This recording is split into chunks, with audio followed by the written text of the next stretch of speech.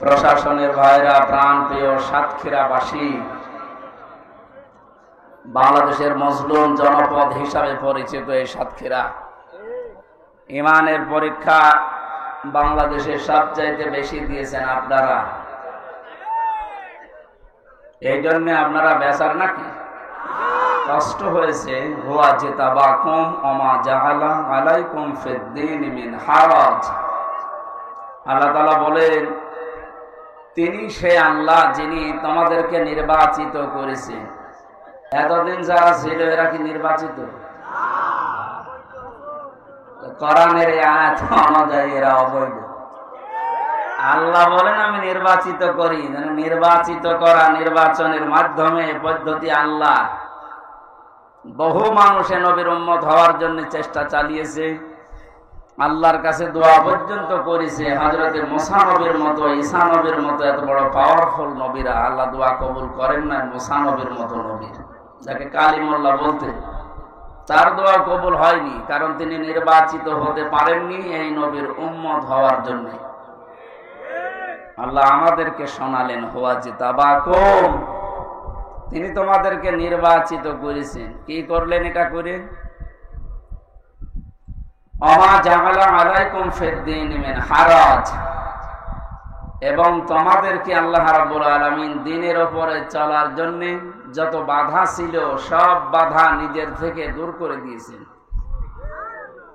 এই দেশে দ্বীন মানা, দ্বীনের কথা শোনা বলা কত কঠিন ছিল বলেন তো।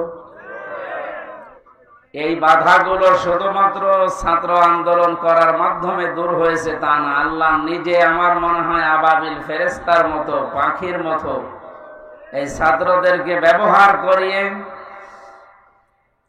এই যে বিশাল বোঝা, বিশাল জগদ্দল পাথর আল্লাহ নিজে ছড়িয়ে দিয়েছে।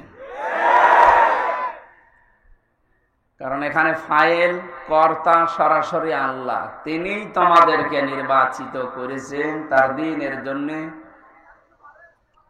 এই 18.5 কোটি 19 কোটি মানুষ এখন আমরা এই দেশে বাস করি, সবাই কি তার দ্বীনের জন্য, ইসলামের জন্য নির্বাচিত হয়েছে? না, সবাইকে আল্লাহ এখনো পর্যন্ত কবুল করেনি। যাদেরকে করেছেন সৌভাগ্য তাদের। বাকি যাদের করে নাই, আল্লাহ যেন খুব তাড়াতাড়ি দ্বীনের ভেতরে তাদেরকে পরিপূর্ণ প্রবেশ করান। কারণ আমরা তো চেপে রেখে কথা বলতে পারি না। কয়েকদিন আগে একটা বক্তব্য দিয়েছিলাম যে কাফেরকে কাফের বলা লাগবে। কেউ যদি কাফেরকে কাফের মনে না করে তাহলে সেও কাফের। আল্লাহ যদি কাফের বলে কাউকে, তার আয়াত অস্বীকার করা নেই, তার অস্তিত্ব অস্বীকার করার কারণে এই ওয়াজ যদি আমার মুখ দিয়ে বের হয়, এ দোষ কি আমার না আল্লাহ?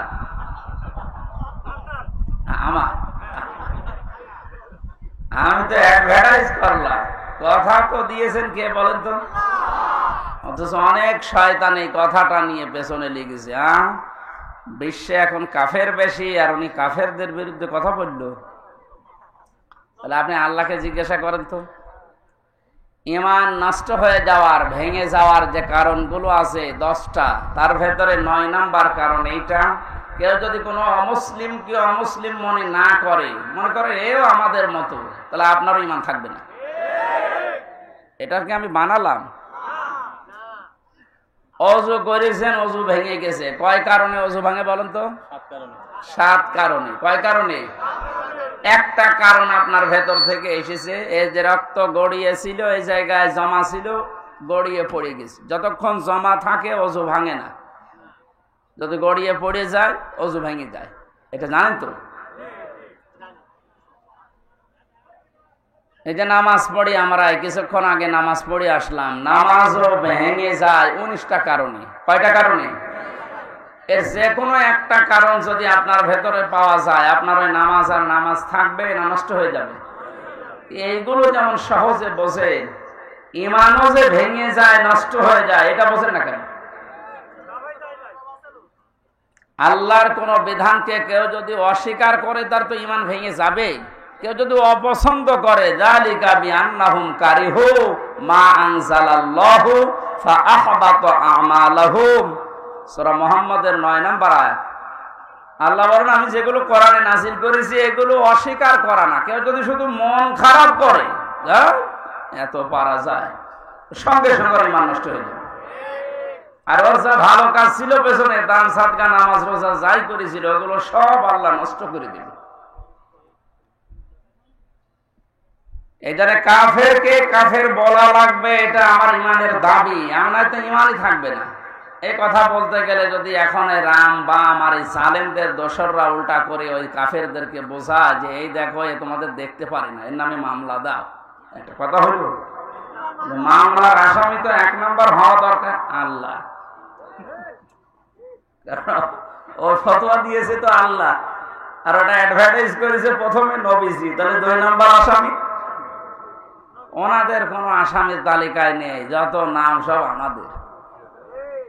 আমরা সেফে রেখে আমি আপনার মতন জালেম হব? এই জন্যই তো সেফে রাখা যায় না। এই যে পয়েন্ট আকার যে কথাগুলো বললাম, আপনি একটা কথাও খণ্ডন করেন তো? আল্লাহ বলেন আমি নির্বাচিত করে নির্বাচনের মাধ্যমে লক্ষ কোটি কোটি উম্মতের ভেতরে তোমাদেরকে আমি আল্লাহ নির্বাচিত করেছি। এই শব্দের ব্যাখ্যা যদি মনে হয় যে না নির্বাচন নির্বাচিত এই শব্দগুলো বাংলায় কোনে আছে কোরআনে, আপনি সূরা হজের 78 নম্বর আয়াতে যান। ওটা আরবিতে বললে আপনি বোঝেন না বলে তো বাংলা বললাম। এই শব্দকে যারা আজ গোপন করার জন্য রাতের নির্বাচন দিনে করে ফেলেছে, নাকি উল্টে গেছে? দিনের নির্বাচন রাত্রে করেছে। আপনি তো নির্বাচিত না, এই জন্য তো আপনাকে মানুষ দেখতে পারে না। এই কারণেই তৎনায় যে অন্তর্বর্তীকালীন সরকারের প্রধান যিনি ডক্টর মোহাম্মদ ইউনূস, দায়িত্ব নেওয়ার পরে যে কয়েকদিনের ভেতরে আপনাকে এশিয়ার থেকে নামিয়ে দিয়ে, তো তোর দরকার নেই, কারণ তুই নির্বাচিত না, তুই তো রাতে। সবগুলো এমনকি একেবারে আসল জায়গা থেকে মেম্বার পর্যন্ত এখন আর নেই, সব শেষ না, কারণ এরা নির্বাচিত না। আর এই কারণে এই 17 বছরে সাতক্ষীরার ময়দানে কোরআনের কথাগুলো আলেমদেরকে মুখ খুলে বলতে দেয়নি। সাতক্ষীরায় বহুবার এসেছি কিন্তু উঠতে দেয়নি। আজকে আসেন তো, এই যে পাশে কোন থানা যেন, শ্যামনগর, শ্যামনগর না, ওখানে গাবোরা নামে এক ইউনিয়ন আছে, গাবোরা, ওই জায়গায় এসেছিলাম। লেলিন আল্লাহর আমার কথা বলতে দেয়নি। এখন শুনলাম পালিয়েছে। আপনি আজকে আসেন, আজকে আসেন, এই যে এই জায়গায় আসেন, বলেন যে কথা বলতে দেবো না, দেখেন আপনার খেলা হবে। ডক্টর মোহাম্মদ ইউনূস ঘোষণা দিয়েছে গত পরশুদিন, বাংলাদেশের ভূখণ্ডে কোরআনের কথা আল্লাহর কথা বলতে কোন ফেরেশতার পারমিশন নেওয়া লাগবে না। কিসের কোরআনে কারীম পারমিশন দেবে যে আপনি কথা বলতে পারেন কিনা। যদি কোরআন বলে যে না আপনার কথা বলার যোগ্যতা নেই, আপনি কথা বলবেন না, চুপ করে থাকবেন, সেই আয়াতে আজকে পড়েছি সূরা বাকারার 124 নম্বর আয়াত। কথা কারা বলবে, সামনে কারা থাকবে, এই কথাগুলো আল্লাহ আমাদের কাছে জানাবে। আপনি জেনে তারপরে বাড়ি যাবেন। তাহলে আমরা যেহেতু সাতক্ষীরা, আপনারা মানুষ সাতক্ষীরার, আমিও খুলনা বিভাগের মানুষ, এই বিভাগের মানুষ। আমরা বাংলাদেশে যে মানুষগুলো কোরআনের পক্ষে থাকতে গিয়ে সবচেয়ে বেশি জুলুমের শিকার হয়েছে, তার ভেতরে আপনাদের নাম আছে। ইত্তাকি দাওয়াতাল মাজলুম ফাইন্নাহা লাইসা বাইনাহু ওয়া বাইনাল্লাহি হিজাব, মুসলিম শরীফের হাদিস। আল্লাহর নবী বলেন তোমরা বেঁচে থাকবা, ভয় করবা, সতর্ক থাকবা মজলুমের বরদোয়া থেকে, কারণ মজলুমের বরদোয়া আর আল্লাহর ভেতরে কোনো পর্দা থাকে না। এই জালেমের বিদায়ের জন্য আমার মনে হয় মজলুমের বরদোয়া সবচেয়ে বেশি কার্যকারী ভূমিকা পালন করেছে। ছাত্র জনতা এবং সাধারণ যারা জীবন তো দিয়েছে, তাদের জীবনের উপরে, শাহাদতের উপরে এবং মজলুমের বরদোয়ার উপরে আল্লাহ কবুল করে আমাদেরকে স্বাধীন একটা দেশ এখন দিয়েছেন। এখনো আমরা স্বাধীন না, ষড়যন্ত্র এখনো চলছে। কথা বলেন না কেন?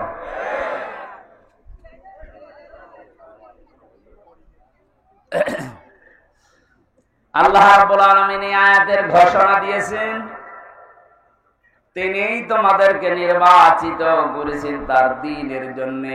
আর দ্বীনের উপরে চলতে গিয়ে, দ্বীনের কথা বলতে গিয়ে যে বাধা বিপত্তি গুলো আসবে, আল্লাহ নিজে ওইগুলো তার পক্ষ থেকে দূর করে দিয়েছেন।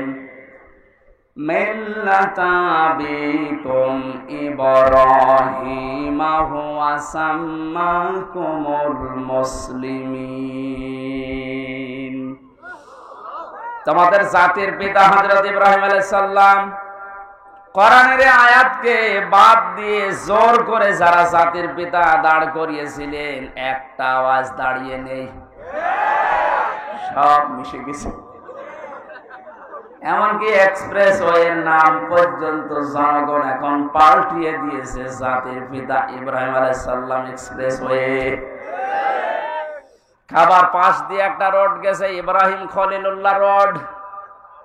বাংলাদেশের বহু ব্রিজের নাম, বহু সেতুর নাম, বহু রোডের নাম এখন আমাদের যিনি আসল জাতির পিতা তার নামে নামকরণ অলরেডি হয়ে গেছে।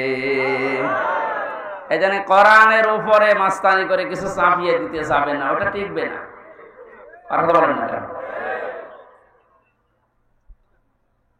কোরআনে সূরা হজের ভেতরে আল্লাহ মূর্তির বিরুদ্ধে কথা বলেছিলেন যে মিথ্যা কথা থেকে বেঁচে থাকবা আর মূর্তি পূজা থেকে বেঁচে থাকবা। অথচ সেইটা জাতির উপরে মুশরিকদের কথা মতো অনেকেই চাপিয়ে দিয়ে মনে করেছিল অমর হয়ে যাবে। আমার তো এখন মনে হচ্ছে যত টাকা খরচ হয়েছিল এই ভুয়া জাতির পিতার জন্য, সব টাকাগুলো এখন পানিতে ফেলেছে। এগুলো যদি মানুষের জন্য খরচ করতেন, এই মানুষগুলোই এই লোকটার জন্য হয়তো দোয়া করলে আল্লাহ কবুল করলেও করতো। যা করলেন দোয়া করার মতো রাস্তাও আর তো রাখলেন না, সব নষ্ট করে দিলেন। আমাদের যে নাম মুসলিম, আজ অনেকেই স্লোগান দিচ্ছে তুমি কে আমি কে, বাঙালি বাঙালি, এটা বলা যায় নেই। আমাদের পরিচয় বাঙালি না, আমাদের পরিচয় মুসলিম। কথা বলেন না কেন? আর দেশ হিসাবে যেহেতু বাস করি এই দেশে, এই জন্য আমরা বাংলাদেশি। এই শব্দটাকে আমি বানালাম। কোরআনে কারিমে আল্লাহ যে আয়াতের মাঝের অংশে জানিয়েছেন হুয়া সাম্মাকুমুল মুসলিমিন, এই যে হুয়া এর ফাইল বা কর্তা হযরত ইব্রাহিম নবী। আমাদের যিনি জাতির পিতা তিনি আমাদের নাম দিয়েছেন যে তোমরা মুসলিম জাতি হিসাবে, তোমাদের নাম আমি মুসলমান, এটা রাখলাম। বলেন সুবহানাল্লাহ। এখান থেকে একটা মাসলা বের হয়, আমার ভাইরা, এখান থেকে যে মাসলাটা বের হয়, মা বোনেরা যারা বিভিন্ন জায়গায় বসে শুনতেছেন, আপনারও এখানে একটা দায়িত্ব বের হয়। মার বাবা হিসাবে দায়িত্ব হচ্ছে সন্তান হওয়ার পরে মা বাবার প্রথম দায়িত্ব হচ্ছে তার একটা অর্থবোধক ইসলামী সুন্দর নাম রাখা।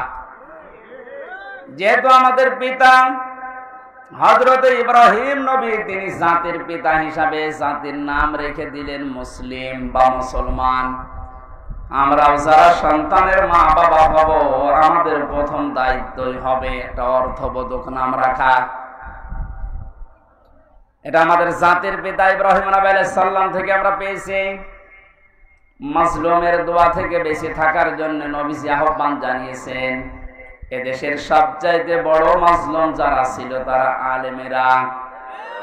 আজকে যার নাম দিয়েছেন শহীদ আল্লামা দেলাওয়ার হোসাইন সাইদি, কত বড় মাজলুম, 13টা বছর এক ঘরের ভেতরে কাটিয়ে গেল। দোয়া করতেন মাঝে মাঝে, রব্বুল আলামিন আমাকে সাধারণ ভাবে মরণ দিও না, আল্লাহুম্মা ইন্নী আসআলুকা শাহাদাতান ফি সাবিলিক, তুমি যদি মরণ দিও আমাকে শাহাদতের মরণ দিও।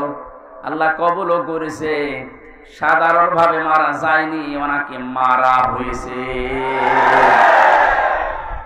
অন্যায় ভাবে যাকে মারা হয় ইসলামের দৃষ্টিতে তাকে শহীদ বলা হয়। কথা বলো না কেন? আবু সাইদকে যে অন্যায় ভাবে মারা হয়েছে, এরপরও যারা শহীদ বলতে রাজি ছিলেন না, এখন চাপে পড়ে তারা শহীদ বলছে। রফিক নামে এক হুজুর নাকি কয়েকদিন আগে ভিডিও ছেড়েছিল যে অবসায় শহীদ না, ওরে জোর করে বুক পেতে দিয়েছে। তাই গতকালকে নাকি ক্ষমা চেয়েছে যে আমার ভুল হয়ে গেছে। সুতরাং ভুল যখন স্বীকার করেছেন, এখন আর উল্টাপাল্টা কথা বলবেন না, কারণ এখন আর জালেমরা এদেশে নেই। জালেম সব পালিয়েছে, আর যারা আছে সব গর্তের ভেতরে আছে। আল্লাহ বলেছিলেন না, ইন্দুরের গর্ত পাবা না, তার দোয়া কবুল হয়ে গেছে। ইন্দুরের গর্ত আর পারছে না। আজকেও দেখলাম একজনকে জোতার মালা পরিয়ে জালেমের জুলুমের প্রতিশোধ নিচ্ছে জনগণ। এই 17-18 দিন হয়ে গেল, এরপরও যদি আপনার জোতার মালা এখনো না সরে, এ দেশে জালেমদের আর জায়গা হবে বলে আমার বিশ্বাস হয় না। সুতরাং জালেম যারা, আপনার হয় বিধান নেই, না মরে যান। বহু মানুষের ক্ষতি করেছে। রব্বিলা তাযারনি আলাল আরদি মিনাল কাফিরিনা দাজ্জারা। নূহ আলাইহিস সালাম বলেছিলেন, আল্লাহ কাফেরদের একটা আন্ডা বাচ্চা পর্যন্ত জমিনে না থাকে, কারণ ওর পক্ষ থেকে যেটা জন্মাবে ওইটা হারামি হবে।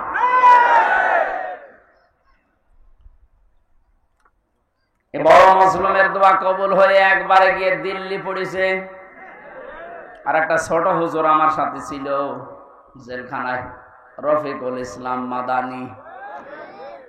পিসকে হুজুর বলে, পিসকে না, ওর বয়স এখন 30 বছর।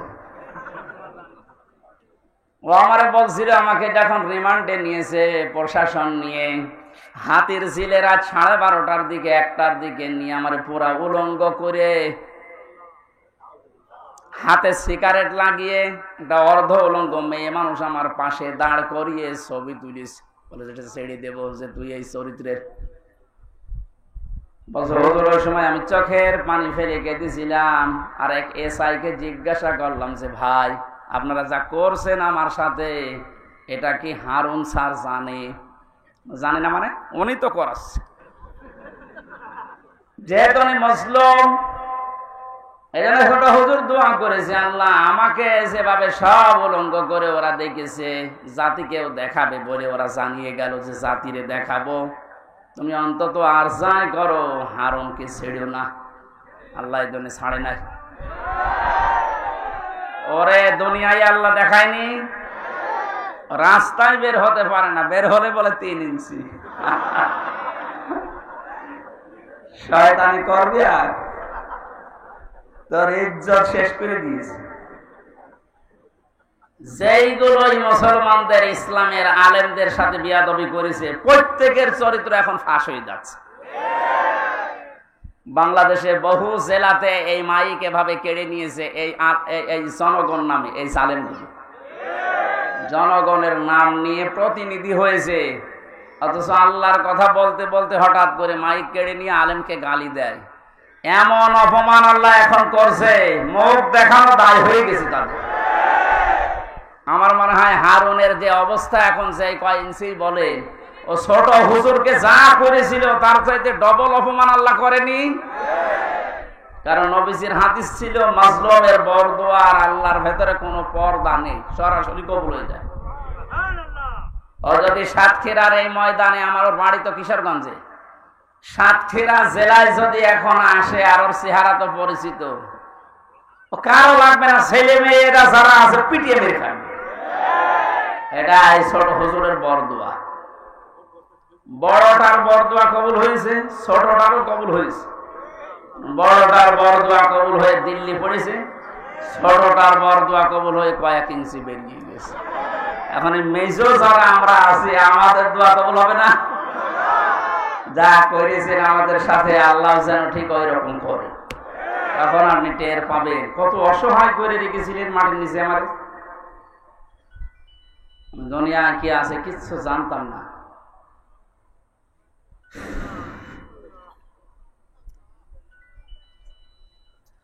আমার ভাইরা, সাতক্ষীরার মানুষদেরকে, চাঁপাইনবাবগঞ্জের মানুষদেরকে, ঝিনাইদহ জেলার মানুষদেরকে বাংলাদেশ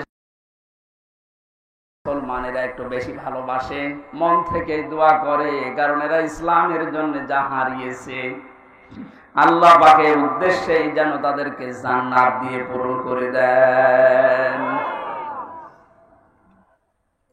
যে আল্লাহ আমাদেরকে কোরআনে কারিমের কিছু কথা শোনার জন্য, আমাদের জাতির পিতা ইব্রাহিম আলাইহিস সালামের জীবনী থেকে হক কথা শোনার জন্য ময়দানে নিয়ে আসলেন। দিনের বেলায় আমাদের কাজ ছিল, সব কাজ বাদ দিয়ে কোরআনের এই ময়দানে যিনি নিয়ে এসেছে, বলেন আলহামদুলিল্লাহ। দরুদ আর সালাম পড়ছি আমাদের নবী মুহাম্মদ রাসূলুল্লাহ সাল্লাল্লাহু আলাইহি ওয়াসাল্লামের প্রতি। আমরা তেলাওয়াত করেছি সূরা বাকারার 124 নম্বর আয়াত। তাফসীর আকারে কথা বলবো, যেহেতু দোয়া হবে শহীদদের আত্মার মাগফিরাত কামনা। শহীদদের মাগফিরাত কামনা করার দরকার নেই, কারণ আল্লাহ তাদেরকে নিজে খাওয়াচ্ছে। ওয়ালা তাহসাবান্নাল্লাযীনা কুতিলু ফি সাবিলিল্লাহি আমওয়াতা বাল আহইয়াউন ইনদা রাব্বিহিম ইরযাকুন। সূরা আলে ইমরানের 169 নম্বর আয়াত। আল্লাহ পাক জানিয়েছেন, হে পৃথিবীর মানুষেরা, আমি আল্লাহ যাদেরকে শাহাদতের মর্যাদা দিয়েছি এদেরকে মৃত ভাববা না, বলবা না তো বলবাই না। ওয়ালা তাকুলু লিমা ইউকতালু ফি সাবিলিল্লাহি আমওয়াত। এই আয়াত দ্বারা আল্লাহ মুখের উপরে নোটিশ দিয়েছেন, শহীদদেরকে মরে গেছে কথা বলবা না। আর এই সূরা আলে ইমরান দিয়ে আল্লাহ জানিয়েছেন যে মনে মনে ধারণাও করবা না যে শহীদরা মারা গেছে, কারণ জীবন পর্যন্ত যে লোকটা জালেমের সামনে দিয়ে দিতে পারে, একে মারা গেছে মনে মনে বলো গুনার কাজ। এই জন্য আল্লাহ ওয়ালা তাহসাবান্নাল্লাযীনা দিয়েছে, মনে মনে ধারণাও করবা না। খুব দামি শব্দ এটা, যার তার নামের আগে শহীদ লাগিয়ে দিলেই হবে। সুতরাং মানুষগুলোকে আমরা ধারণা যেন না করে যে ওরা এমনি এমনি মারা গেছে। ওরা তো জীবিত, ওরা আমাদের চাইতে উত্তম খাবার আল্লাহর জান্নাতের ভেতরে খাচ্ছে।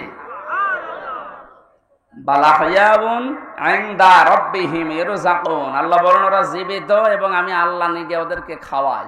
সুবহানাল্লাহ। আর যারে তারে আমি বদ থেকে ধরে এনে শাহাদতের মর্যাদা দিয়ে দেব, বিষয়টা এমন না। আলিয়ালামাল্লাহুল্লাযীনা আমানু ওয়া ইয়াত্তাখিযা মিনকুম শুহাদা ওয়াল্লাহু লা ইউহিব্বুজ জালিমিন। সূরা আলে ইমরানের 140 নম্বর আয়াতের শেষের দিকে আছে, যাদের জীবন যৌবন আমি আল্লাহর কাছে পছন্দ হয়, ভালো লাগে, এ মানুষগুলোকে আমি আল্লাহ এমনিতেই মরণ দেই না, এদেরকে আমি আল্লাহ শাহাদতের মরণ দিয়ে ধন্য করি। আর জালেমদেরকে আমি আল্লাহ ভালোবাসি না। জোরে বলেন নাউজুবিল্লাহ। জালেমদেরকে শোধরানোর সময় এখনো আছে, যদিও জালেমদের আল্লাহ হেদায়েত বঞ্চিত করে দেয়। আল্লাহু লা ইয়াহদিল কওমাজ জালিমিন। জালেমদেরকে আমি আল্লাহ পথ দেখাই না, হেদায়েত দেই না। কে বলছে? এজন্য ওদের জন্য দোয়া করে লাভ নেই। যারা জুলুম করেছিলেন আপনার জন্য দোয়া করেও লাভ হবে না, কারণ আপনার জন্য দোয়া করলে আল্লাহ কবুল করবে না। আপনি জীবনটা নষ্ট করে ফেললেন, দুনিয়াও শেষ আপনার, আর আখিরাতে আপনি আল্লাহর মামলার আসামি। এই সাতক্ষীরায় যারা জুলুম করেছেন প্রকাশ্যে গোপনে, সে যে বিভাগেই হোক, প্রশাসনে হোক, বিচার ব্যবস্থায় হোক, আর এই জনপ্রতিনিধির নাম নিয়ে, বিভিন্ন হাইব্রিড নেতা নাম নিয়ে যাই করেছেন, আপনাকে আল্লাহ মাফ করবে না। আল্লাহ মাফ করবে না। আপনার বলার দরকার কি? হ্যাঁ, আমার বলার দরকার আছে। কোরআনে কারীম আমাকে বলতে বলছে, ইন্নামাস সাবিলু আলাল্লাযীনা ইয়াজলিমুনান নাস। সূরা শূরা 25 নম্বর পারা 6 নম্বর পৃষ্ঠা 13 নম্বর লাইনের 42 নম্বর আয়াতের প্রথম অংশে আছে। আল্লাহ বলেন, হে নবী আপনি বলেন যে জালেমদের বিরুদ্ধে আমি আল্লাহ মামলা দেব। কে? সুতরাং এই দেশে যারা জালেম ছিল এরা আমার হামজার মামলার আসামি না, আমি তো মামলা করবই। এরা মামলার আসামি হচ্ছে সরাসরি আল্লাহ। যারা এই দেশে আল্লাহর মামলার আসামি, তাদের উপরে দয়া দেখিয়ে লাভ আছে? ওরা যেমন কষ্ট দিয়েছে, আমার মনে হয় ওদেরকে এরকম একটু কষ্ট দিয়ে বোঝানো দরকার যে দেখ ঠেলা কেমন। আলেমদের গায়ে হাত দিয়ে শুধু না, পায়ে ডান্ডা বেড়ি দিয়ে, হাতে হ্যান্ডকাপ লাগিয়ে, যেটা লাগালে হাত কেটে যায়, মাজায় দড়ি দিয়ে, কালো কাপড় দিয়ে চোখ বেঁধে, গরুর মতো ছাগলের মতো টানতে টানতে নিয়ে যেতেন আদালতে। বড় বড় মুরব্বী মুরব্বী আলেম আমি দেখেছি জেলখানায়, মাওলানা রফিকুল ইসলাম খান, অধ্যাপক মিয়া গোলাম পরওয়ার এই খুলনায়, এইরকম মানের মানুষ, ডাক্তার শফিকুর রহমান, মাওলানা মামুনুল হক, কত বয়স বলেন তো, 50-52 বছর বয়স, কারো 60-65 বছর বয়স। এইরকম মানুষদেরকে, যাদের জোতা টানার যোগ্যতা আপনার নেই, আর আপনি তার মাথায় দড়ি বেঁধে ডান্ডা বেড়ি দিয়ে টানতে টানতে নিয়ে যেতেন ছাগলের মতো। এখন যেমন নিয়ে যাচ্ছে, ডিম মারছে মানুষ, এখনটা টের পাচ্ছেন যে কেমন লাগে।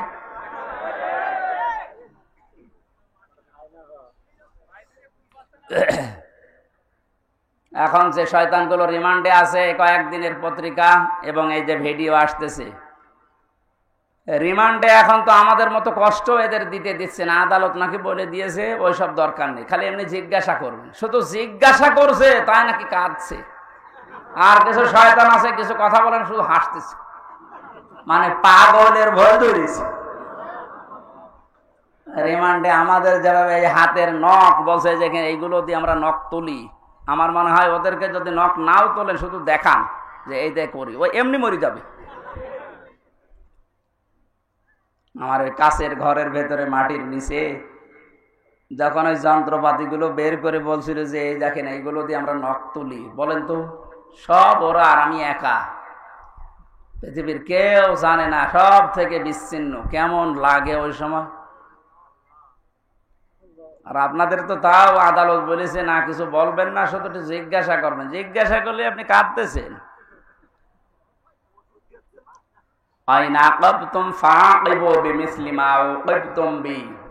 প্রতিশোধ নেওয়া জায়েজ আছে অতটুকু যতটুকু আমি অত্যাচারিত হয়েছি। ডাক্তার শফিকুর রহমান এই জন্য ঘোষণা দিয়েছেন, যাদের কারণে 17 বছর এই দেশের জনগণের বিভিন্ন সাইডে দিক এবং বিভাগে অত্যাচারিত, জুলুম, নির্যাতন, মিথ্যা মামলা, ঘরে থাকতে পারে না, চাকরি বাকরি দেয়নি, এবং মিথ্যা মামলা দিয়ে শুধু শেষ করেনি, মিথ্যা সাক্ষী সাজিয়েছে। শুধু মিথ্যা সাক্ষী দিয়ে শেষ করে দিলে হতো, বা সাজা লাগিয়ে কাউকে ফাঁসি দিয়েছে, কারো যাবজ্জীবন দিয়েছে। এইগুলো তো তারা জীবনে মাফ করবে না, কারণ যে ক্ষতি আপনি তার করে দিলে তার পরিবারের। এখন এই দেখে দেখে সব আইনের আওতায় নিয়ে আপনাদের ঠিক এইভাবে বিচার করা হবে, আপনাদের বানানো আইন। কথা বলেন না কেন? যে আইন বানিয়ে রেখে গিয়েছিলেন, এখন আপনি মরবেন ঠিক ওই আইনে। আয়না ঘর আপনি বানিয়েছেন। আয়না মানে চারিদিকে আয়না দেওয়া না, কোনো আয়না নেই। ওই জায়গায় এখন আপনাকে 10 দিন রাখি, আপনি দেখেন যে মানবতার সাথে কি ঠাট্টা আপনি করেছিলেন। এরপরও টিভির সামনে এসে সাংবাদিকদের সাথে এসে আপনার বলতে লজ্জা করে না যে কেন জনগণ খেপে যাচ্ছে, আমি তো বুঝতে পারছি না। বুঝতে পারছেন না? এদিকে আসে, আপনাকে বোঝাচ্ছে, জোরে কোদাল দিয়ে বোঝাচ্ছে। যা করেছেন আল্লাহর আরশ কেঁপে গেছে। এজন্য আমাদের যিনি জাতির পিতা হযরত ইব্রাহিম আলাইহিস সালাম, তাকে আল্লাহ যে পরীক্ষাগুলো করেছিলেন জীবনে, ফিরি ফিরি জাতির পিতা তিনি হননি, 50টা পরীক্ষা দিয়েছিলেন। কয়টা? আল্লাহ পাক আমাদেরকে শোনাচ্ছেন, আমরা যেন এরকম বাবার সন্তান হিসাবে গর্ববোধ করি। এদেশে আজও যারা এই কথা বলে, আমার কুষ্টিয়ায় ওই সময় যখন ছিলাম, ওই সময় যিনি এসপি ছিল, ওর নাম নিতে আমার ঘৃণা হয়। এই কোলাঙ্গা, ও আমার নিজের অফিসে ডাক দিয়ে বলছে, হ্যাঁ আপনি জাতির পিতা, ওনাকে মানেন না? ইব্রাহিম আলাইহিস সালামের কথা বলেন। কি গো? আমি বলি এ তো কোরআন বলিস। না, ওইটা বলা যাবে না। এই দেশ স্বাধীন করার জন্য জাতির পিতা যা করেছে ওনাকে ভোলা যাবে না। ভোলার দরকার নেই, ওনার কর্মকাণ্ড তুলে ধরেন। কিন্তু জাতির পিতা এই শব্দটা আল্লাহ নিজে কোরআনে জানিয়েছেন, মিল্লাতা আবিকুম। শুধু তোর একা না, কম বহু বচন, তোদের সবার জন্য, যারা দাবি করে যে আমি মুসলিম, তাদের জন্য জাতির পিতা হিসাবে ঘোষণা দিলাম একজনের নাম, তার নাম ইব্রাহিম। তার নাম কি? তিনি কি এমনি এমনি হয়েছিলেন?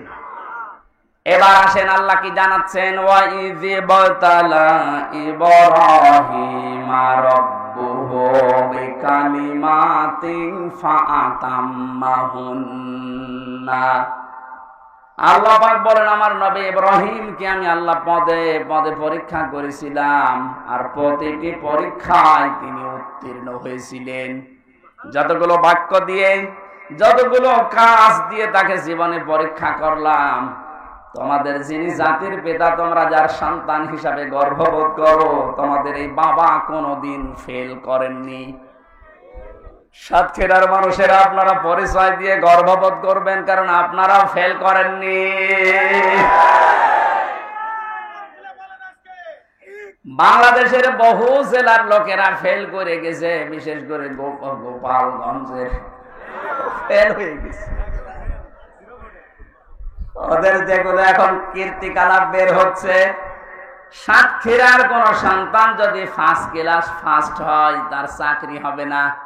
আর গোপালগঞ্জে বাড়ি হলে আমার মনে হয় 2 পয়েন্ট পেয়েছে, চাকরি পেতে দেরি হয় না। এই যে বৈষম্য, এমনিতে বৈষম্য বিরোধী আন্দোলন ছাত্ররা শুরু করে নাই, সব জায়গায় যখন দেখেছে বৈষম্য, তখন ওরা করবে কি? আহ্বান জানাচ্ছি, যেহেতু রাষ্ট্র সংস্কার এখন চলছে, এই জালেম এবং জালেমদের দোসর যারা, তাদেরকেও এখন সংস্কার করা দরকার।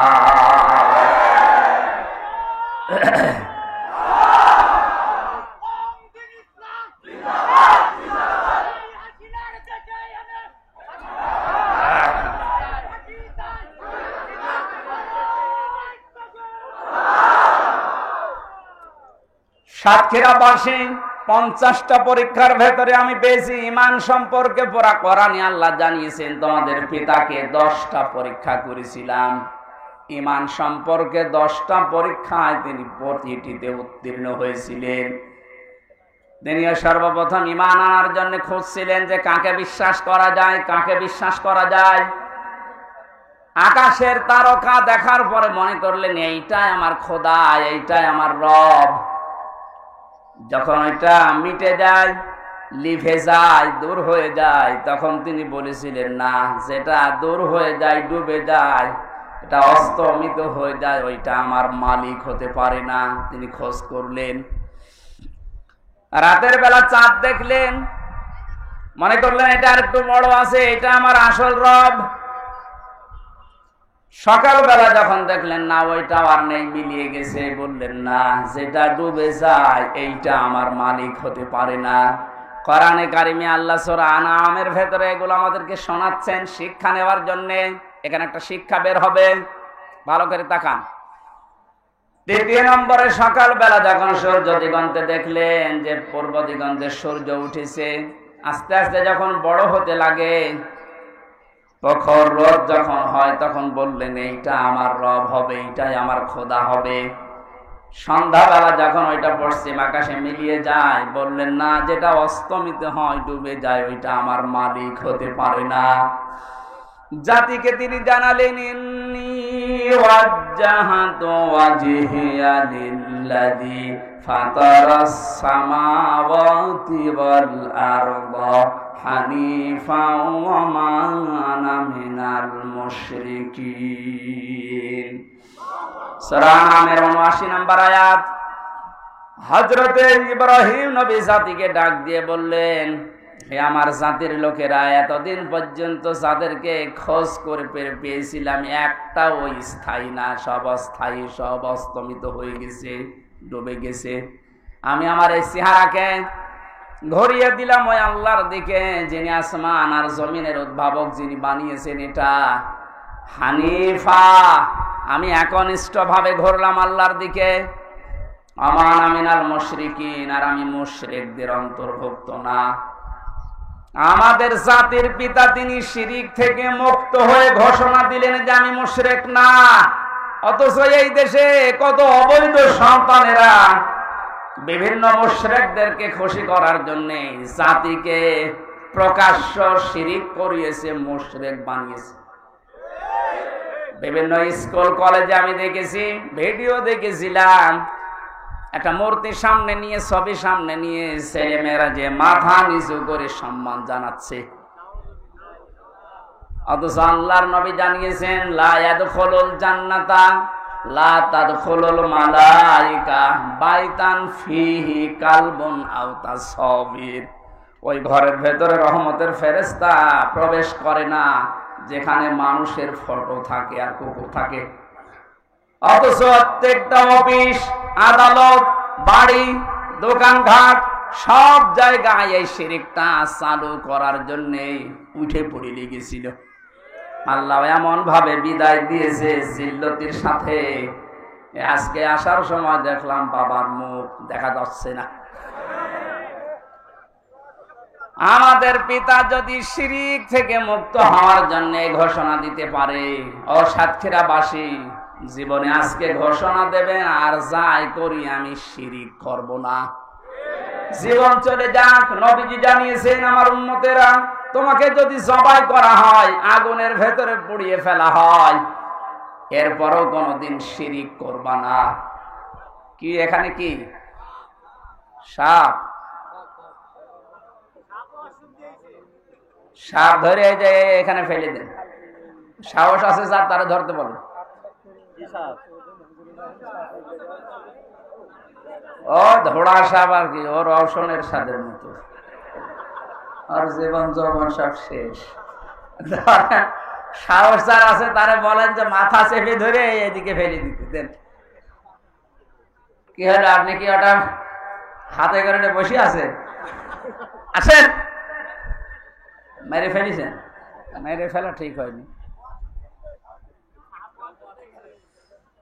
আমার ভাইরা, ইব্রাহিম আলাইহিস সালাম তিনি অনুসন্ধান করে খোঁজ করে পেয়েছিলেন কাকে? বলেন না কেন? আর আমাদেরকে এ জাতির আলেমরা, নবীর ওয়ারিসরা চোখে আঙ্গুল দিয়ে দেখায়, এরপরও আমরা সত্যকে সত্য জানার পরও মানতে চাই না। তাহলে উনি ইব্রাহিম আলাইহিস সালাম জাতির পিতা হয়েছিলেন প্রথম পরীক্ষায় পাস। তিনি ইমানের 10টা পরীক্ষা দিয়েছিলেন, এখানে আমরা 3টা পেয়েছি। একটা তারকা দিয়ে, একটা চন্দ্র দিয়ে, আর একটা সূর্য দিয়ে। রব্বুল আলামিন বলেন তাকে আমল সম্পর্কে আমি পরীক্ষা করেছিলাম 30টা। প্রতিটি আমলে হযরত ইব্রাহিম আলাইহিস সালাম তিনি পাস করেছিলেন। জোরে বলেন সুবহানাল্লাহ।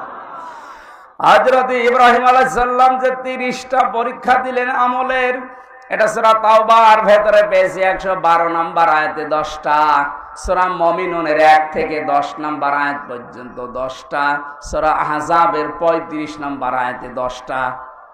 এখন তাফসীর আকারে যদি এক একটা পয়েন্টের উপরে বলতে যাই অন্তত 3 দিন সময় লাগবে। এজন্য সামারাইজ করে বলছি, আমরা যদি হযরত ইব্রাহিম নবীর মতো আমলেও পাস করতে চাই, সূরা তাওবা, সূরা মুমিনুন, সূরা আহজাবের যে আয়াত নাম্বার বললাম, এইগুলো অবশ্যই আপনাকে জীবনে মিলিয়ে দেখাতে হবে। আল্লাহ আমাদেরকে প্রতিটা বিষয় আমাদের প্র্যাকটিক্যাল লাইফে মিলানোর তৌফিক দিন, কারণ আমরা যোগ্য বাবার যোগ্য সন্তান হতে চাই। এমন সন্তান আপনি রেখে গেলেন, সন্তানের কারণে আজ হাজারো মানুষ ধিক্কার দিচ্ছে, গালিগালাজ করছে। প্রফেসর ডক্টর মোহাম্মদ ইউনূসকে জিজ্ঞাসা করেছে যে উনি তো চলে গেল পালিয়ে, এখন ওনার বাবারে যে মানুষ ভেঙে ফেলছে, কি করেন, কি বলেন আপনি? উনি জবাব দিয়েছে ওনার মেয়ের জিজ্ঞাসা করেন কি কাজ করেছে তার মেয়ে, যে সে যেতে দেরি, তার বাবা আর দাঁড়িয়ে থাকতে পারে নাই। আমি কি করে বলবো যে করেছে এগুলো? তার মেয়েকে জিজ্ঞাসা করেন, জবাব পাবেন। মেয়েরে পাবেন কোথায়?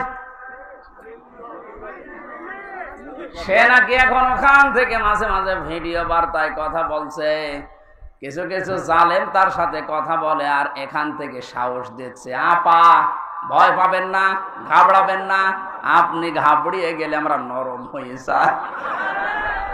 ওরেও ধরেছে, ওই সন্তানটাকেও ধরেছে। এখন আপনার ভয় পাওয়া না, নরম হওয়া না, আপনি নরম তুলে হয়ে যাবেন।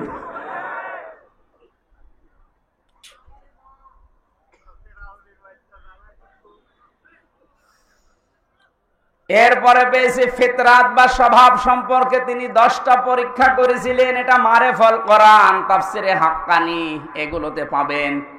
আমি একটা একটা করে এবার তাফসীর আকারে পয়েন্ট আকারে বের করছি। হযরত ইব্রাহিম আলাইহিস সালামকে তিনি পরীক্ষা করেছিলেন, এটা আম্বিয়ার ভেতরে আছে 51 থেকে 59 নাম্বার আয়াত পর্যন্ত। আমি আয়াতগুলো লম্বা করে বলতে গেলে দেরি হয়ে যাবে, কারণ সামনে আযান, মাগরিবের পরে আবার অনুষ্ঠান আছে সদরে, এই জন্য তাড়াতাড়ি করছি। মোবাইলে তুলে নিতে পারেন, রেকর্ড হচ্ছে, কালকে এগুলো মিলাবেন। আমি 1 ঘন্টায় আর কি বলবো, যার তথ্য দিচ্ছে এগুলো মিলিয়ে যদি জীবন চালাতে পারেন, আপনি যোগ্য বাবার যোগ্য সন্তান হিসাবে মাথা উঁচু করে দাঁড়াতে পারবেন। জীবন চলে যাক, আপনি মারা যান, আর যাই হোক না কেন জীবনে যেন কোনোদিন শিরিক করবেন না। মা বোনদের ভেতরে এটা অনেক বেশি। আল্লাহ যেটা পারে ওইটা অন্য কেউ পারে, এই কথা বিশ্বাস করার নাম হচ্ছে শিরিক। এক কথায় উত্তর দিয়ে দিলাম, আল্লাহ যেটা পারে ওইটা অন্য কেউ পারে, এই কথা বিশ্বাস করার নাম কি? আপনারা আমল নামাজ রোজা একটু কম হোক, আল্লাহ মাফ করবে, কিন্তু শিরিক করলে কোনো মাফ নেই। কথা বুঝতেছে? আপনারা 5 ওয়াক্তের জায়গায় 15 ওয়াক্ত নামাজ পড়া লাগবে না, সারা দিন আপনারা সারা রাত রোজা রেখে কাটানো লাগবে না, এরকম না। আপনি আমল একটু কম হোক, কিন্তু শিরিক যেন না হয়। এই জন্য উনি ঘোষণা দিয়েছিলেন, ওমা আনা মিনাল মুশরিকিন, আমি মুশরিক না, আর যাই হোক আমি কি না। আর এমন একটা জায়গায় আমরা পৌঁছিয়ে যাচ্ছিলাম যে আমরা বলতে বাধ্য হচ্ছিলাম যে আমি দাদা।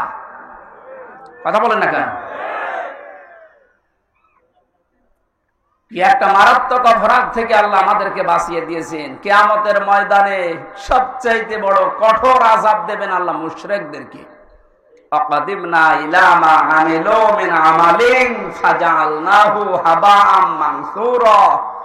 সূরা ফুরকানের ভেতরে আছে, আল্লাহ বলেন কিয়ামতে যখন আমলনামা সামনে আসবে, যদি শিরিক কিছু পাই, ওটা ধূলিকণার মতো ওর মুখের উপরে নিক্ষেপ করে বলবো তোর কোনো বিচার নেই। জোরে বলেন নাউজুবিল্লাহ। সাতক্ষীরাবাসী আমি জানি, এই সমস্ত জেলাতে ইসলামী আন্দোলন একামতে দ্বীনের সৈনিকরা মা বোনেরা বেশি। আপনাদের আর যাই হোক শিরিক করবেন না, আপনাদের যতটুকু আছে আল্লাহ জান্নাত দেবে আমি আশা করি, কিন্তু শিরিক থাকলে সমস্যা। কিয়ামতে আল্লাহ একটা প্রাচীর বানিয়ে রাখবেন আরাফ, ওখানে কিছু মানুষকে নারী পুরুষ দাঁড়িয়ে থাকবে, এই জান্নাতেও যাবে না জাহান্নামেও যাবে না। সাহাবী প্রশ্ন করলেন, হে নবী ওরা জান্নাতে যাবে না কেন? বিশ্ব নবী বলেন, সাহাবীরা এই মানুষগুলো দুনিয়াতে মা বাবার সাথে খারাপ আচরণ করেছিল, এই কারণে আল্লাহ তাদেরকে জান্নাত দিচ্ছে না। যারা এখানে আছেন হাতে পায়ে ধরে বলছেন আমল কম হোক, আখলিস দীনাকা ইয়াকফিকাল আমালুল কলিল, তোর ঈমানটা খাঁটি করবে, নির্ভেজাল করবে, শিরিক মুক্ত করবি, আমল কম হলো আল্লাহ তোরে জান্নাতে দিয়ে দেবে। মা বাবার সাথে আজ আমরা অনেকেই খারাপ আচরণ করতে বাধ্য হচ্ছে। এর পেছনে যারা কল কাটি নাড়ায় তারা অধিকাংশ পরিবারে খোঁজ খবর নিয়ে দেখলে দেখা যায় তার স্ত্রী দায়ী। এই কথা বলেন না।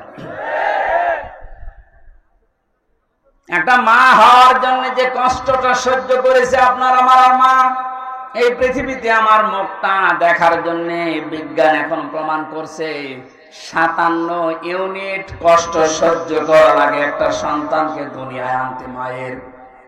অথচ পুরুষ মানুষ যত শক্তিশালী হোক, ও যদি মোহাম্মদ আলী হয়, তারপরেও এই মানুষটা সর্বোচ্চ কষ্ট সহ্য করতে পারে 45 ইউনিট। এর উপরে কষ্ট সহ্য দিলে ও মারা যাবে। একটা মা দুনিয়ায় আমার মুখ দেখতে গিয়ে 57 ইউনিট কষ্ট সহ্য করে তারপরে আমি দুনিয়ায় এসেছি। এই জন্য আল্লাহ আরাফ নামক প্রাচীর দিয়েছে, এদেরকে জান্নাতে দিচ্ছেন। এই প্রথম কারণ। যারা বিভিন্ন জায়গায় বসে কথা শুনছেন, আপনাদেরকে আমি জান্নাতে নিতে চাই, জান্নাতি নিতে চাই, এই জন্য বলছি দুনিয়া কি হবে কয়দিন যাবে না। আর মা বাবার সাথে খারাপ আচরণ যেন আপনার স্বামী না করে, বারবার তাকে পথে রাখেন, বোঝান। এমনকি তার নিকট আত্মীয় স্বজন যারা আছে, তার বোন আছে, তার ভাই আছে, তার চাচা আছে, ফুফু আছে, এগুলোর সাথে যেন সুন্দর আচরণ করে, তাদের হক আদায় করে, সামর্থ্য অনুযায়ী তাদের দেখাশোনা করে, টাকা পয়সা তাদের উপরে খরচ করে, এটা আপনি উদ্বুদ্ধ করেন। তিরমিজি শরীফের হাদিস, আল্লাহর নবী বলেন, কোন স্বামী তার স্ত্রী যদি চায় যে আমার স্বামী আরো বেশি দিন বেঁচে থাক, আমার স্বামীর আরো মান মর্যাদা বাড়ুক, তার দুনিয়ায় সম্মান বেড়ে যাক, টাকা পয়সা অর্থ সম্পদের মালিক হোক আরো বেশি বেশি, তাহলে স্ত্রীর উচিত সে যেন নিজের স্বামীকে বারবার উদ্বুদ্ধ করে, স্বামী আর যাই করো রক্তের সম্পর্কগুলো ঠিক রাখো। একটা সন্তানের সাথে সবচাইতে রক্তের সম্পর্ক বেশি তার মা আর বাবার, এই কথা বলেন এখানে, এরপরে তার ভাই আর বোনের, এরপরে চাচা ফুফু। তাহলে আপনি স্ত্রী হিসাবে এটা কিন্তু একটা ইবাদত, এটা দুনিয়ার কাজ না। মনে করছেন এ দুনিয়ার কাজ আর কি হবে? আপনি নামাজ পড়া যেমন ফরজ মনে করেন, রোজা রাখা ফরজ মনে করেন, নিকট আত্মীয় যারা তাদের সাথে আপনার স্বামীকে দিয়ে ভালো ব্যবহার করানো, খোঁজ খবর রাখা নামাজের মতো ফরজ। অথচ এইটা অধিকাংশ পরিবারে না থাকার কারণে ছোটখাটো বিষয় নিয়ে মনোমালিন্য। অনেক সন্তান আছে মা বাবার পরিচয় দিতে চায় না, কথা বলে না, চাচার সাথে কথা বলে না, ফুফুর সাথে খোঁজ খবর নেয় না, অথচ ধর্ম আত্মীয় পাতিয়েছে সেখানে মাসে 2 বার যায়, আর নিজের আপন ফুফু গরিব দেখাও করে না, খোঁজও নেয় না। না, আপনার নামাজ কবুল হবে না, আপনার এই বোরকা পরা পর্দা করা বেকার হবে। আপনি মনে করছেন এটা দুনিয়ার কাজ। নামাজ পড়েন 6 ওয়াক্ত তাহাজ্জুদ মিলে, তা বোরকা পরেছেন একেবারে 14 হাত, অথচ আপনার মিল নেই ফুফু শাশুড়ির সাথে, আপনার চাচা শ্বশুরের সাথে। আমি কি আর কি মারছি বলেন? হাজারো পরিবারে এরকম নেই। আমার বিশ্ববিদ্যালয়ে এক স্যার ছিল হাদিস বিভাগে, ডক্টর আব্দুল্লাহ জাহাঙ্গীর। উনি বলছিলেন এক চেয়ারম্যান গেছে খুলনায়, সারাদিন কাজকর্ম করার পরে খুলনাতে ছেলের বাড়ি, ওখানে উঠেছে। রাত একটু বেশি হওয়ার কারণে বাবা বলছে, সন্তান আমি চলে এসেছি, একটু রাত বেশি হয়েছে, কিছু মনে করো না। বলছে আসেন বাবা। ভেতরে নিয়ে স্ত্রীকে বলছে, আমার বাবা এসেছে, রান্না করো। স্ত্রী বলছে না, আমি পারবো না, আমি সেই সন্ধ্যা থেকে রাত 11টা পর্যন্ত সিরিয়াল দেখতে দেখতে ক্লান্ত, পারবো না। অন্তর্বর্তীকালীন সরকার আসার পরে এই জিনিসটা ভারতের সিরিয়াল গুলো বন্ধ করে দিয়েছে। এখন আছে আর আমার মনে হয় অনেক মহিলা বরদোয়া দিয়েছে দিক, যেই বলেছে পারবো না, ওগুলো আপনার বাবা, আপনি রান্না করে খাওয়ান। চিন্তা করছে এখন যদি মারধর করে, যদি উচ্চবাচ্য করে আমার বাবা আবার জেনে ফেলবে। ঠিক আছে, কিছু না বলে বাবাকে বলছে, আব্বা তুমি কি খেয়ে এসেছো? ছেলের বাড়ি কেউ খেয়ে যায়? ও তো সব কথা শুনে ফেলেছে, লজ্জার খাতিরে বলছে ঠিক আছে, খাওয়া লাগবে না, আমি খেয়ে এসেছি। রাত 12:30টায়, মাত্র 1.5 ঘন্টা পরে এসেছে। আর একটা ছেলে এসে কলিং বেল চাপ দিয়েছে, বাইরে যেয়ে দেখে ওর ছোট শালা। বলছে দোলা ভাই চলে আসলাম, আসো তোমার দিয়ে খেলা শুরু হবে। স্ত্রীকে বলছে ওঠো, না তোমার ভাই এসেছে, এবার উঠিছে। আমি একটু বাড়িয়ে বলছি না, ভাই এসেছে এবার উঠে রান্না বান্না করলেন। আগের যেটা ছিল ওইটাও যদি এই আচরণ করতেন, আমার মনে হয় কোন সংসারে বাংলাদেশে আলাদা হইতো না। আপনার মনটা এত ছোট কেন?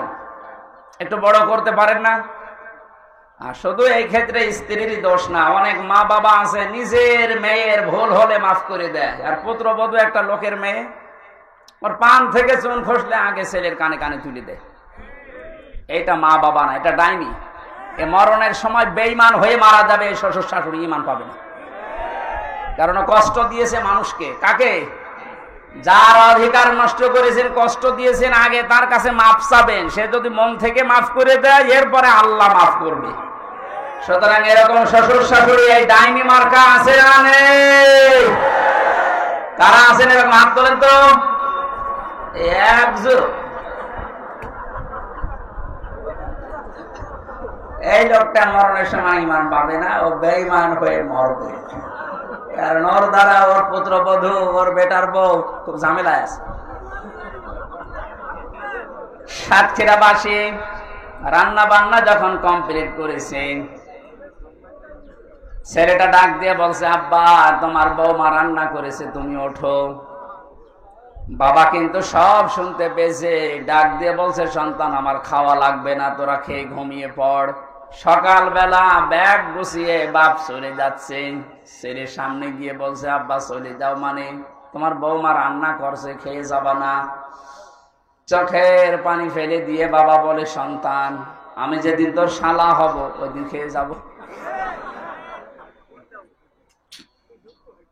শুধু হাসির খোরাকি না, এটা বাস্তবতা। শুধু আমার ওই কুষ্টিয়া জেলার ওই চেয়ারম্যান শুধু এরকম আচরণ পেয়েছে, বাংলাদেশে বহু পরিবারে অনেক মুরব্বী এখন ঠিক ওই রকমই আছে। একটা মায়ের পেটে 8টা 10টা 12টা 15টা সন্তানের জায়গা হয়, অথচ এই মা বাবা শেষ বয়সে এসে গেলে এই 15টা বাড়ি মিলেও মা বাবার জীবন চলে না, তখন পালাপালি করে খাওয়ায়। নাউজুবিল্লাহ মিন যালিক। আমার মনে হয় মুরব্বী হয়ে গেলে এদেরকে নিয়ে এই 15টা সন্তান 5টা সন্তান এরা কাড়াকাড়ি করবে, কারণ এদের পেছনে যা খরচ করবে সবগুলো সাদগা দেওয়ার মতো সওয়াব হবে। আর আমরা যারা সন্তান আছি আমরা চাইও এটা, কিন্তু আমরা পারি না অধিকাংশ পরিবারে বোর কারণে। এইটা একটু বেশি বলে ফেললাম। যারা পারেন না বোর কারণে হাত তোলেন তো ভাই, সত্যি কথা বলবেন, হাত তোলেন।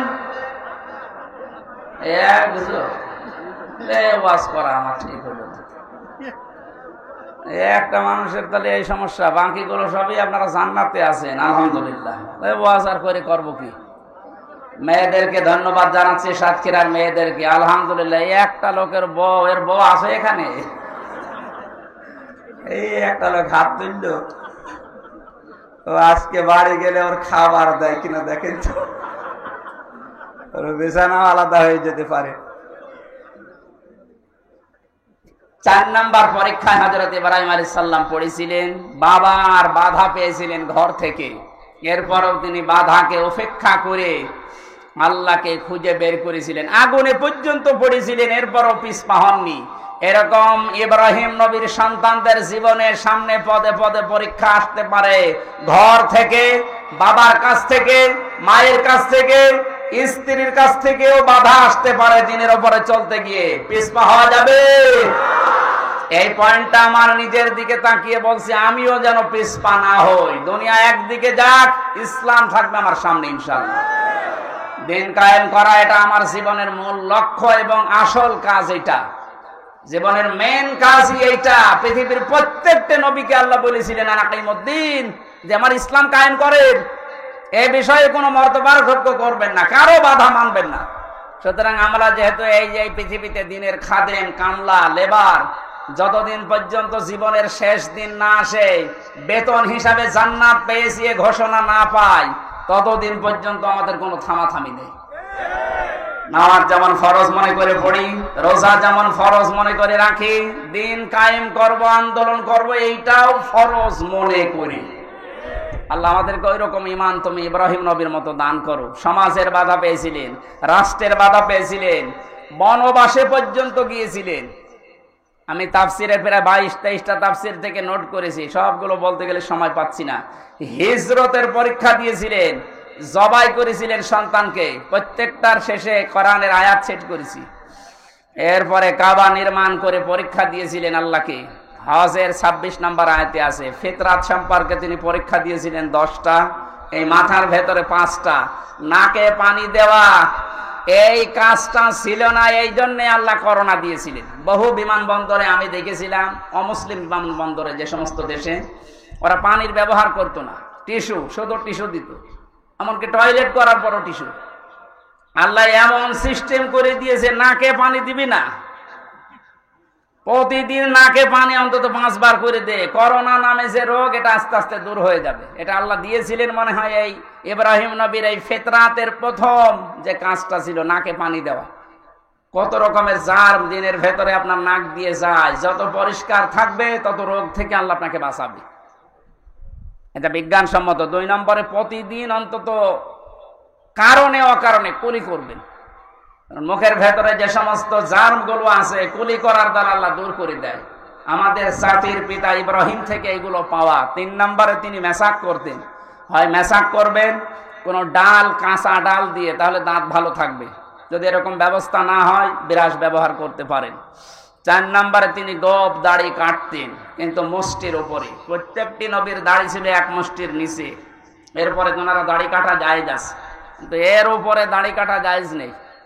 মোষকে বড় রাখা যাবে না, যদি ছোট ছোট করে রাখতে পারেন জায়েজ আছে। একেবারে রবীন্দ্রনাথ ঠাকুরের মতো রাখলে দই খেতে পারবেন না।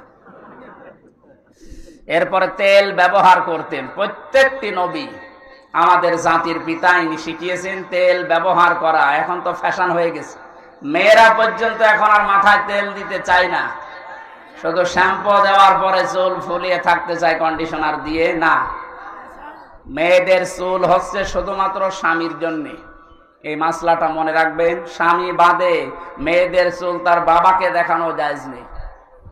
শুধু হালকা জায়েজ আছে দুলা ভাইকে দেখানো। এরপরে খাতনা করা, ছেলেরা যারা আছে খাতনা করা দরকার, যারা করেননি দিয়ে দেবেন।